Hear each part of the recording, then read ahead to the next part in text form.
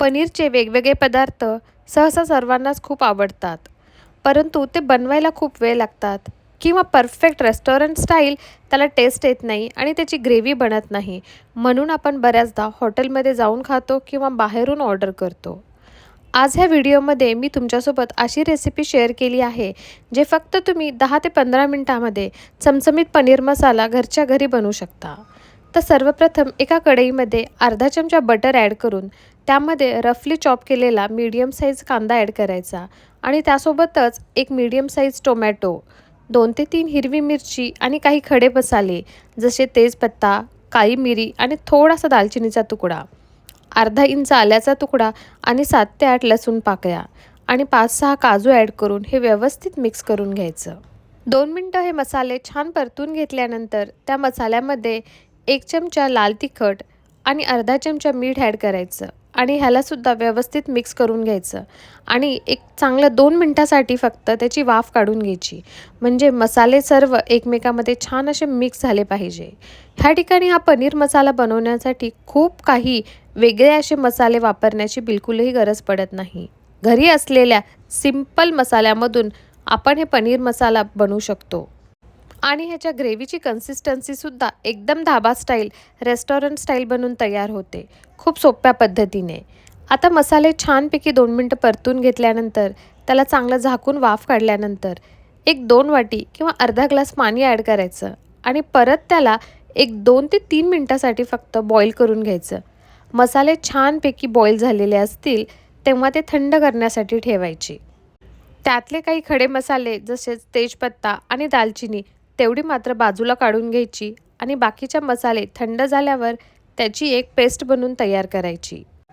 ह्या मसाल्यामध्ये कांदा फक्त आपल्याला थोडासा गुलाबी रंगावर परतून घ्यायचा होता, खूप जास्त काळपट पडू द्यायचा नाही. आता एखाद्या तव्यावर किंवा पॅनवर तेल, तूप, बटर आपल्याला आवडेल ते थोडंसं लावून घ्यायचं आणि त्यामध्ये पनीरचे क्यूब्स ॲड करायचे. पनीर मसाल्याच्या भाजीमध्ये मोस्टली आपण पनीर हे थोडंसं शॅलो फ्राय किंवा असं रोस्ट केलेलं ॲड केलं तर ते खायला जास्त छान लागतं. थोडंसं बटर वरच्या साईडनीही ॲड करायचं आणि पूर्ण व्यवस्थित पनीर दोन्ही साईडनी छान परतून घेतल्यानंतर त्यावर थोडंसं मीठ ॲड करून त्याला तव्यावर एकदा हलवून घ्यायचं. असं केल्यामुळे भाजीमध्ये पनीर खाताना खूप काही पानसट लागत नाही. आता एका कढईमध्ये 1 चमचा तेल आणि 1 चमचा बटर ॲड करायचं. ह्या भाजीमध्ये तुम्ही बटर स्किप केलं तरीही चालतं किंवा पूर्ण भाजी बटरमध्ये जरी केली तरीही चालतं, परंतु बटरमुळे भाजीला एक छान असा फ्लेवर येतो, त्यामुळे बटर ॲड केलं तर जास्त चांगलं. बटर मेल्ट झाल्यानंतर अर्धा चमचा जिरे आणि आलं लसूणची थोडीशी पेस्ट ॲड करायची. ह्या फोडणीमध्ये तुम्ही आलं लसूण स्किप केलं तरीही चालतं, कारण मसाल्यामध्ये आपण ऑलरेडी ॲड केलेलं आहे. पण सुरुवातीला मी थोडं कमी ॲड केलं होतं, म्हणून ह्या फोडणीमध्ये परत थोडंसं आलं लसूण पेस्ट ॲड केली.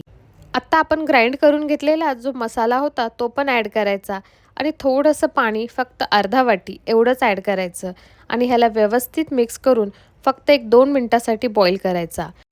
मसाला छानपैकी शिजलेला आहे, तुम्ही व्हिडिओमध्ये बघू शकता आणि ह्याचा फ्लेवरसुद्धा खूप छान येतो.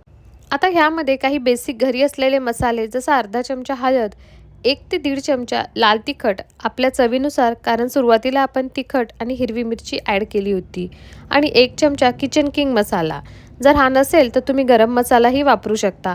पनीरच्या भाजीमध्ये थोडासा गरम मसाला किंवा किचन किंग मसाला ॲड केला तर भाजी आणखीनच छान मस्त लागते. आणि आपल्या भाजीची तुम्ही कन्सिस्टन्सी आणि ती ग्रेव्हीचं टेक्स्चर बघू शकता. काजू ॲड केल्यामुळे खूप मस्त क्रीमी असं त्याचं टेक्स्चर येतं. कांदा टोमॅटोची जी पेस्ट होती ती पण आपण खूप जास्त काळपट परतून नाही घेतली, त्यामुळे ह्याचा रंगसुद्धा खूप सुरेख आलेला आहे. ह्या ठिकाणी चवीनुसार आपल्या ग्रेव्हीमध्ये मीठ ॲड करायचं आणि थोडीशी कसुरी मेथी. पनीरच्या भाजीमध्ये कसुरी मेथी खूप छान लागते. जर तुम्हाला आणखीन जास्त कन्सिस्टन्सी पातळ पाहिजे असेल तर तुम्ही सुरुवातीला थोडं पाणी जास्त ॲड करून त्याला बॉईल करून घेऊ शकता. आता आपण शॅलो फ्राय करून घेतलेले पनीरचे क्यूब्स ह्यामध्ये ॲड करायचे आणि परत फक्त 2 मिनटासाठी वाफ काढायची. कारण मसाला व्यवस्थित शिजलेला आहे, पनीरही फ्राय आहेत, तर ह्याला वेळ लागत नाही. आणि तुम्ही बघू शकता भाजीचा रंगही इतका सुरेख आलेला आहे. वरती मस्त फ्रेश कोथिंबीर ॲड करायची आणि मस्त गरमागरम एखादे फुलके पराठ्यासोबत आपण ही पनीरची भाजी सर्व करू शकतो.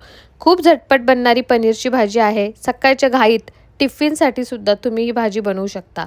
एकदा तुम्ही ही रेसिपी ह्या पद्धतीने नक्की ट्राय करा आणि व्हिडिओ आवडला असेल तर लाईक आणि शेअर करा. Thank you. एन्जॉय.